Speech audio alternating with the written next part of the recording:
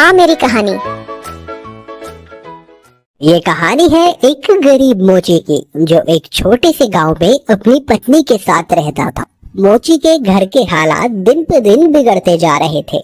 घर में जो भी राशन था वो भी खत्म होता जा रहा था। ऐसे ही एक दिन मोची ने अपनी पत्नी से कहा, अब मुझे और यहाँ नहीं रहना। यहाँ ना तो कोई कमाई हो पा रही है और ना ही कोई काम मिलता है। अरे पड़ोस का गांव बहुत बड़ा है, अब मैं वहाँ जाकर अपना मोचीगिरी का काम करूँगा। कुछ दिन घर से दूर रह लूंगा, कम से कम घर का खर्चा चलाने लायक कमाई तो हो जाएगी वहाँ। क्यों, वहाँ के लोगों के जूते चप्पल ज्यादा टूटे हैं क्या, जो आपको वहाँ जाकर ही मोचीगिरी करनी है? अरे अपनी जन्मभूमि में रहकर तो सिक्के कमाए नहीं जाते, पराए गाँव जाकर कमाएंगे ये पैसे। अगले दिन सुबह सुबह मोची चुपचाप अपने जूते चप्पल ठीक करने का सामान उठाकर दूसरे गांव की ओर निकल पड़ा। दोपहर होने तक वह पड़ोस के गांव माहुल बनी में पहुंच गया। हारा थका मोची जब माहुल बनी के बाजार में पहुंचा तो हैरान रह गया, क्योंकि वहां तो पहले से ही काफी मोची अपनी दुकान लगाए बैठे थे। अरे यहाँ तो पहले से ही इतने मोची अपनी दुकान लगाए बैठे हैं। ऐसे में मुझे अनजान मोची के पास ग्राहक कैसे आएगा?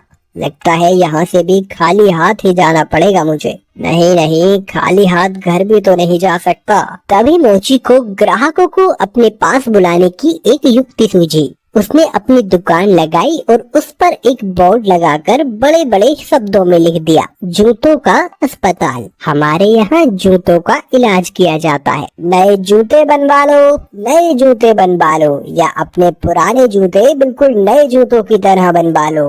लोगों ने जब ये सब देखा तो उन्हें कुछ नया देखने को मिला। नए जूते बनवा लो, नए जूते बनवा लो, या अपने पुराने जूते बिल्कुल नए जूतों की तरह बनवा लो। जूतों का अस्पताल? अरे भाई मोची, जरा मेरे इन जूतों का इलाज तो करो। हाँ हाँ जी सेठ जी, अभी किए देता हूँ। मोची अपने छोटे से अस्पताल पर बैठकर सेठ के जूतों का इलाज करने लगा। ये लीजिए, अब आपका जूता बिल्कुल स्वस्थ है। अरे भाई वाह, कितना हुआ इसके इलाज का खर्च? बस साहब, सिर्फ एक तांबे का सिक्का। लो ये लो। ऐसे ही दूसरा ग्राहक मोची के अस्पताल में अपने जूतों का इलाज कराने आया। मोची ने जूतों का इलाज किया, पैसे लिए और बाकी ग्राहकों का इंतजार करने लगा। आज तो मैंने बहुत पैसे कमा लिए हैं। अगर मैं ऐसे ही काम करता रहा तो बहुत पैसे जमा कर लूंगा और एक घोड़ा खरीदूंगा। उसने बहुत मेहनत से काम किया और कुछ ही दिनों में 4 सोने के सिक्के जमा कर लिए। उनमें से उसने 2 सोने के सिक्कों के बदले एक व्यापारी से एक घोड़ा खरीदा और घर लौटने का फैसला किया। अगले दिन उसने अपना सारा सामान बांधा और घर के लिए निकल पड़ा। अपने रास्ते में उसे एक घने जंगल से गुजरना पड़ा, जहां उसने डाकुओं का एक झुंड देखा। हे भगवान, ये तो डकैत लगते हैं। ये डकैत मेरा सारा पैसा ले जाएंगे और मैं एक बार फिर से गरीब बन जाऊंगा। अब मैं क्या करूं? मोची बहुत चतुर था। उसने हिम्मत नहीं हारी और उसने एक योजना बनाई। उसने एक सोने का सिक्का घोड़े के गले में बांध दिया और आगे चला। चोरों ने उसे पकड़ लिया। अरे ओ, फटाफट अपना सारा पैसा निकालो, चलो जल्दी करो। देखो, मैं एक गरीब मोची हूँ, मेरे पास इस घोड़े के सिवाय और कुछ नहीं है। कृपया मुझे जाने दो डाकू भाई। जैसे ही उसने ये सुना, घोड़ा रहका और उसके गले से वो सोने का सिक्का नीचे जमीन पे गिर गया। अच्छा मक्कार झूठे, हमसे झूठ बोलने की तेरी हिम्मत कैसे हुई? अगर तेरे पास कुछ नहीं था तो ये सोने का सिक्का तेरे पास कहाँ से आया? रुके रुके, अभी मैं आपको सब सच बताता हूँ। दरअसल ये घोड़ा सोना उत्पन्न करता है, इसी वजह से मुझे सारे पैसे मिलते हैं। ठीक है, ये घोड़ा तुझे हमें देना होगा, हम तभी तुझे यहाँ से जिंदा जाने देंगे। नहीं, बिल्कुल भी नहीं। अगर मैं इसे तुम्हें दे दूंगा तो मेरे पास कुछ भी नहीं बचेगा। चलो, हम तुम्हें इसके बदले 50 सोने के सिक्के देंगे। ठीक है, पर एक बात का ध्यान रखना कि बारी बारी से अपने साथ इस घोड़े को रखना, वरना आखिर में तुम सब पैसे के लिए लड़ते ही रह जाओगे। मोची ने घोड़ा बेच दिया और घर लौट आया। वो बहुत खुश था कि उसे सोने के सिक्के मिले थे।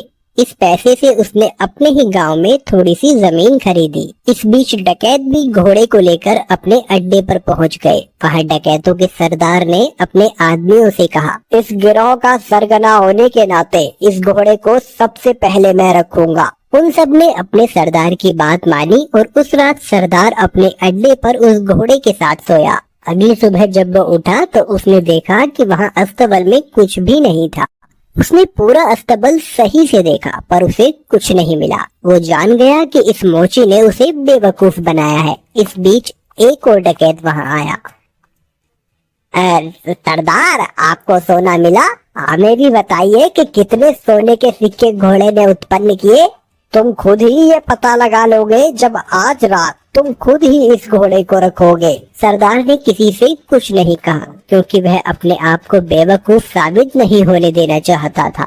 एक एक करके सभी डकैतों ने घोड़े को अपने साथ रखा पर उनमें से किसी को कुछ नहीं मिला। वे सब समझ गए कि उन्हें बेवकूफ बनाया गया है। उस मोची ने हमें बेवकूफ बनाया है, अब हम उसे सबक सिखाएंगे। सरदार, उसने ये साधारण सा घोड़ा हमें 50 सोने की मोहरों में बेचा है। हम उससे अपना पैसा वापस लेंगे और हमें धोखा देने की जुर्रत की सजा देंगे। कृपया चैनल को लाइक और सब्सक्राइब करें। देखिए कहानी का अगला पार्ट नेक्स्ट वीडियो में। तब तक के लिए गुड बाय।